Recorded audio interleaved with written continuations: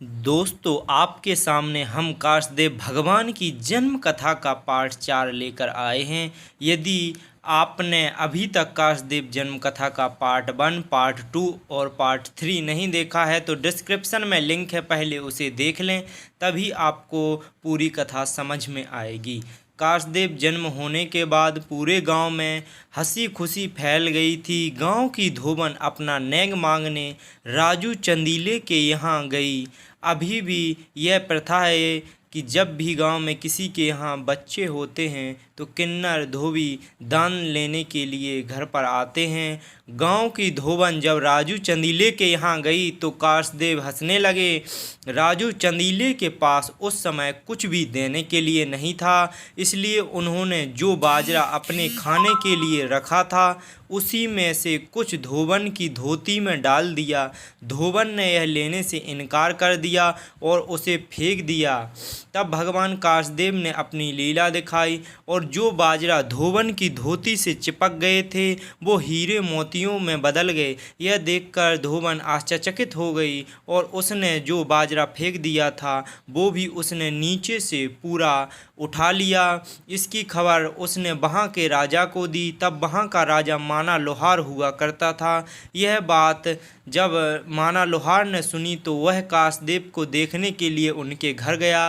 काशदेव का तेज देखकर माना लोहार राजा समझ गया कि यह कोई साधारण बालक नहीं है। राजा ने राजू चंदीले को बहुत सारा धन दिया और उन्हें गांव का मुखिया बना दिया, साथ ही राज्य का कुछ कार्य संभालने का काम दे दिया। इस पर राजू चंदीले का पूरा परिवार बहुत ही खुश हुआ। उनकी अब गरीबी मिट गई। जब भगवान काशदेव 6 महीने के हुए तो बहन एलादे बड़ई के पास गई और उनसे एक पालना बनाने को कहा। बड़ई ने भगवान काशदेव के लिए चंदन की लकड़ी से पालना बनाया। सूरपाल देव भी अब थोड़े बड़े हो चुके थे। भगवान काशदेव दिन दूने रात चौगने बढ़ने लगे। दोनों भाई साथ में खेलते थे। खेलते खेलते एक दिन वो माझे हार पहुंच गए। वहां एक बाबा ध्यान लगाकर बैठा था। उन्होंने उस बाबा की परिक्रमा की और उनके चरणों में शीश झुकाया। किसी को अपने पास देख बाबा ने आंखें खोली और अपने सामने 2 बालकों को देखकर प्रसन्न हुए। बाबा ने उनसे कहा, मुझे पीने के लिए दूध चाहिए।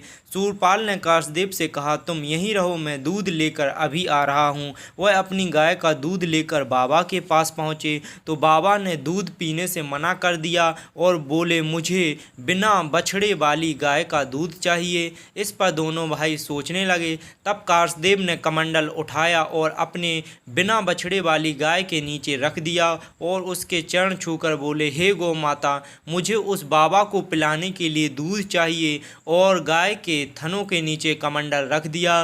काशदेव के बोलते ही गाय के थनों से दूध की धारा बहने लगी और कमंडल भर गया। कमंडल लेकर काशदेव सूरपाल बाबा के पास पहुँचे दोनों भाई और बाबा से कहा, यह है बिना बछड़े वाली गाय का दूध। बाबा ने कहा, मैं बिना गुरु वाले भक्तों के हाथ से कुछ भी ग्रहण नहीं करता। इस पर काशदेव सूरपाल बोले, आप ही हमारे गुरु बन जाइए और हमें अपनी सेवा करने का अवसर दीजिए।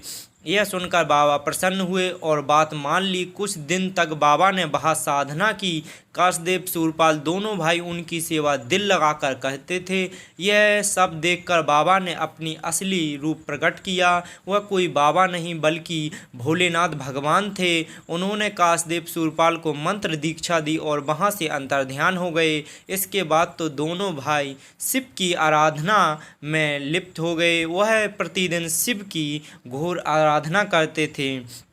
दोस्तों, यदि वीडियो पसंद आई हो तो चैनल को सब्सक्राइब और वीडियो को लाइक और शेयर करें। मिलते हैं काशदेव जन्म कथा के पार्ट नंबर 5 में।